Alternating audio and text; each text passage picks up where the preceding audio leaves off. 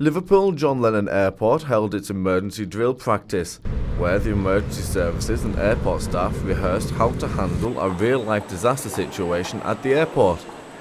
We caught up with Fire Service Manager Neil Gillenship and Airport Inspector Bob Daly to talk about the drills. We have to have an emergency plan as an aerodrome, and we have to demonstrate that our emergency plan is effective and works in its full entirety. So today's exercise was all about testing our post-disaster, so the incident that's taken place, how do we go through the processes and the procedures that we have in place after the incident. The post-incident, post-disaster incident process where basically we've been testing contingency plans around processing survivors and reconciling them with family and friends, and so there's been quite a few different components to the exercise.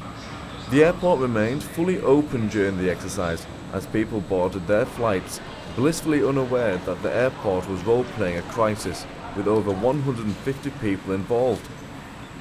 Head of PR Robin Tudor explained how it wasn't just the disaster itself that the airport had to try and deal with.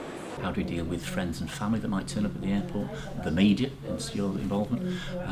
So it's looking at all those wider issues to make sure that we're better prepared if it really happens. Let's hope it never does. The airport had invited journalists and student journalists down to act as the media scrum, which would be in attendance in the event of a real-life situation.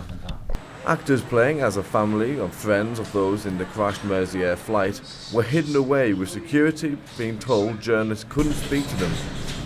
But in a real situation which we're trying to recreate here, it would be massively hectic, and we just poke our noses in and find out as much as we possibly can about what's happened. So, you know, there's a little bit of tension between those who are trying to control it and journalists who are trying to draw out the information and find out what's happened and get it on the TV screens and get it on the social media and get it into the newspapers and all the rest of it. So it's an interesting exercise for everyone involved, including ourselves. Yeah.